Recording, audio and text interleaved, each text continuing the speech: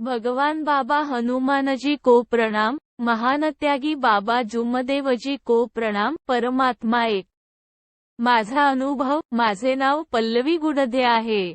आज मी माझा अनुभव या अनुभव मालिकेत माझा प्रथम अनुभव मार्गात येण्याचे कारण सादर करीत आहे।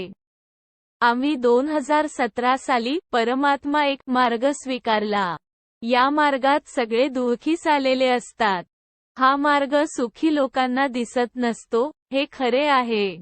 तसेच आमचा परिवार सुद्धा या मार्गात दुःखामुळे चाललेला आहे। माझ्या कुटुंबात 6 सदस्य आहेत। माझे आई, वडील, माझे 2 मोठे भाऊ, माझी आजी आणि मी। कुटुंब प्रमुख श्री रूपरावजी गुडदे माझे वडील आहेत। आमच्या कुटुंबात माझा मोठा भाऊ रितेश गुडदे, वय 23 याला दारूचे व्यसन खूप मोठ्या प्रमाणात होते। त्याला कोणत्याही गोष्टीचं भान राहत नव्हते। बाहेरून आला की घरी चिडचिड करायचा, शिवीगाळ करायचा, लहान भावाला मारायचा। त्याच्या या दारूच्या व्यसनामुळे आई, वडील व पूर्ण परिवार खूप त्रस्त झाला होता। पैशांनी सुद्धा खूप मोठ्या प्रमाणात आम्ही बर्बाद झालो होतो। त्याला या व्यसनामुळे त्रास होणे सुरू झाले। त्याचे पोट दुखायचे व त्याला फिट येणं पण सुरू झाले। पण तरीही तो दारू प्यायचा। त्याचे संपूर्ण जीवन जणू दारूवरच आले होते। प्रत्येक लहान सहान गोष्टींचा त्याला लवकरच राग यायचा। वॉर्डात कोणाचे भांडण होत असल्याचे दिसताच तो समोर धाव घ्यायचा। त्यामुळे माझे कुटुंब खूप त्रस्त झाले होते।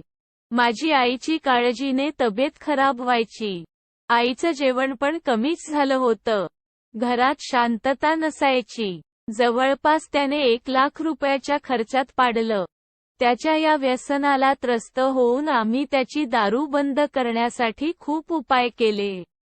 अनेक दवाखाने केले, औषधोपचार केले आणि बुवाबाजींकडे सुद्धा गेलो। त्यातही खूप खर्च केला, परंतु त्याची दारू काही सुटली नाही। त्यामुळे परिवारातील कुणाच्याच कामात मन लागायचं नाही।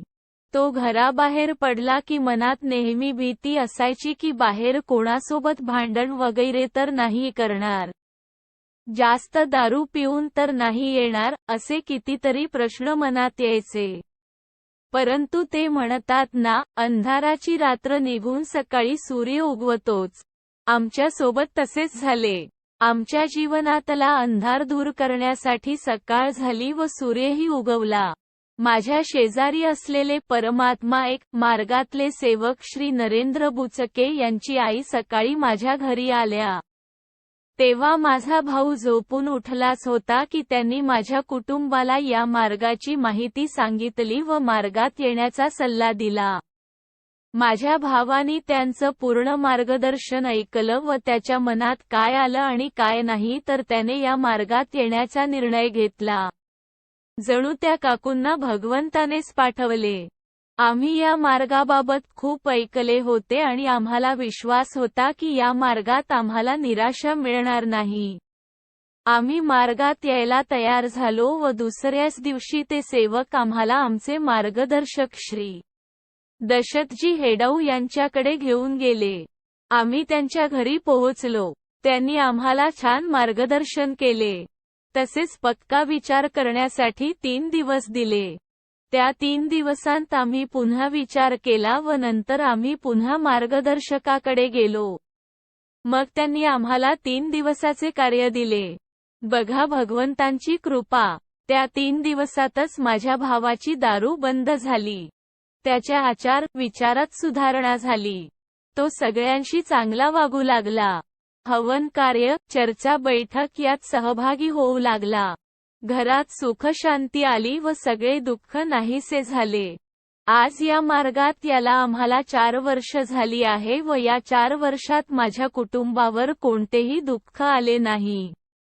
आपण जर भगवंताच्या नियमानुसार वागलो तर आपल्यावर कधीच कोणते दुःख येणार नाही। आता फक्त माझी भगवंतांना हीच विनंती आहे की त्याने आम्हाला सद्बुद्धी द्यावी आणि आम्हाला असंच सुखी, समाधानी ठेवावं। लिहिण्यात काही चूक, भूल झाली असेल तर भगवान बाबा हनुमानजी व महानत्यागी बाबा जुमदेवजी यांना क्षमा मागतो।